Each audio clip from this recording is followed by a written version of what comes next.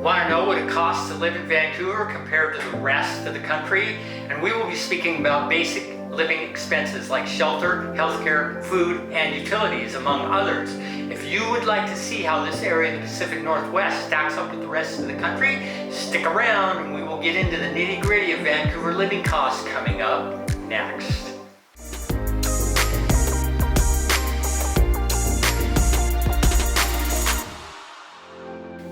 Hi folks, for those of you that don't know me, my name is Scott Spiker and I'm a realtor, visual communicator, and general fun hog guy here in the Riverside city of Vancouver, Washington. If you are contemplating moving here from out of the area or just changing homes within the region, feel free to contact me for the latest info on getting top dollar for your home or finding that next best place. In this episode, we will go into the cost of living in this beautiful region of Southwest Washington. In general, if the cost of living index is 100 for the rest of the nation, Vancouver comes in at 114, while the overall state of Washington is 118, so both are slightly over the national average. Most people's biggest expenses are housing and taxes, so let's take a look at those first. Currently, the cost of median home in Vancouver is $380,000 for a 3-bedroom, 2-bath property with a small yard.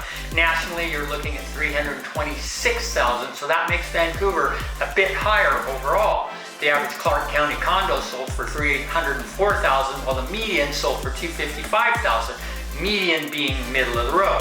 Prices throughout the nation are being driven by really low inventory pretty much everywhere and rock bottom interest rate on mortgages.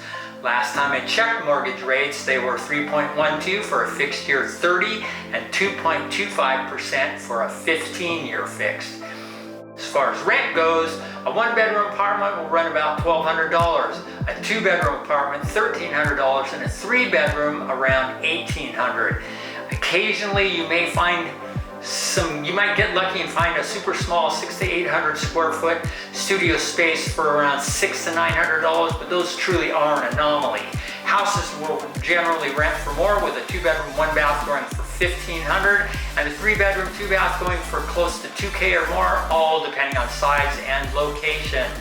Property taxes are the next big one and tend to be more expensive in this state. Our 1,380 square foot home runs almost $4,000 a year, which is higher than Oregon, Montana, and Idaho, where we have lived in the past.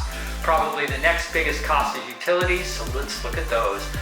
Those utilities, including garbage, recycling, and organic yard waste, run about $55 to $60 every 2 months.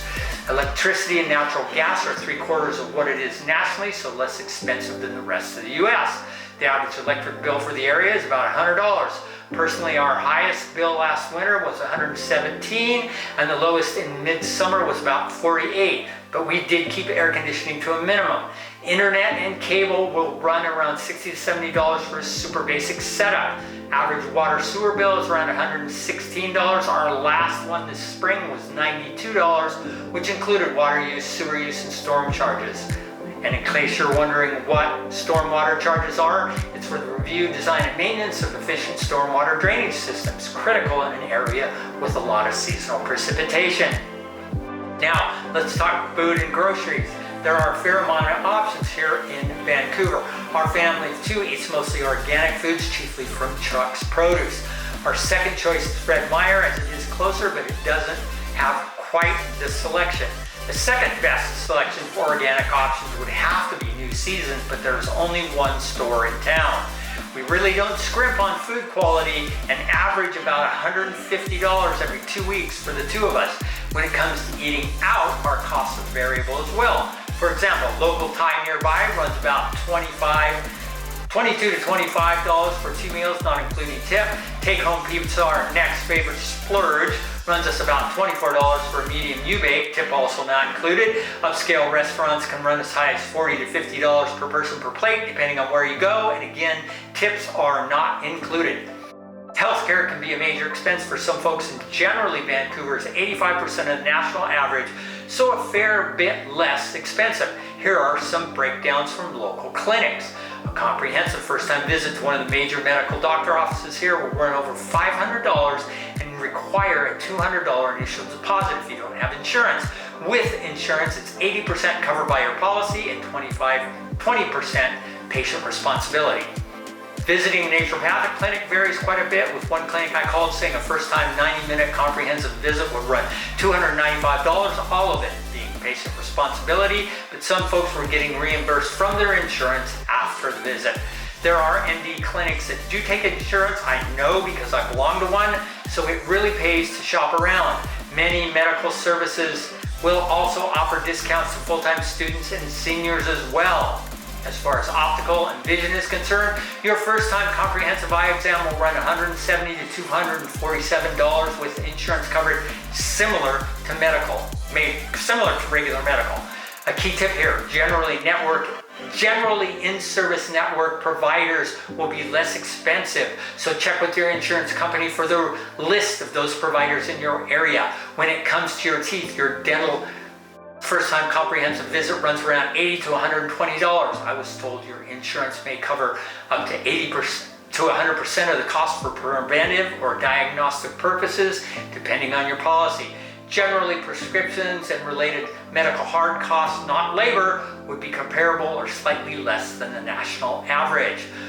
For those with furry family members, the Banfield Pet Hospital visitation prices range from about $45 to $65 per visit for cats and dogs. Specialized services such as dental cleanings and spay and neuter services can cost upwards of $400. Up next is transportation, which is everything related to travel and getting around. Price of gas, service and hard goods for your own car, bus fares, and other transit fares. We will even cover some electric car costs as that is becoming more popular all the time. Right now, overall, Vancouver comes in somewhat more expensive than the rest of the country. As for example, a gallon of gas will cost you $3.09, which is higher than the rest of the nation at $2.89 as an average. But electric car charge rates are 9.8 cents per kilowatt hour, which is slightly below the national average of 13.9 cents per kilowatt hour. Just for comparison, California is close to 20 cents per kilowatt hour.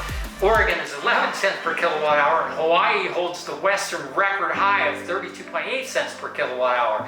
Infrastructure has also changed dramatically in the last 3 years, with 8-fold more supercharging stations available, with charging times also dropping significantly. We are talking the newest Tesla is taking only 5 minutes to reach a 50% charge at an updated V3 supercharging station.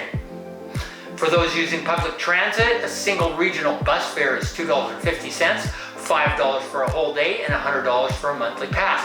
Repairs, servicing, and tires for your gas or hybrid vehicle are similar to other states, so not much difference there.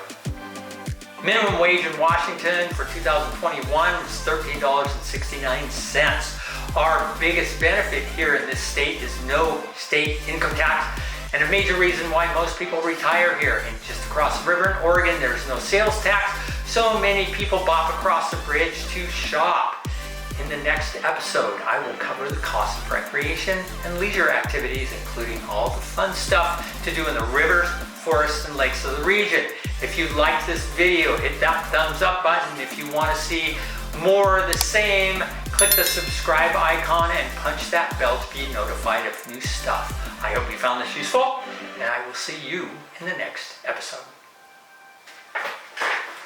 Moving on.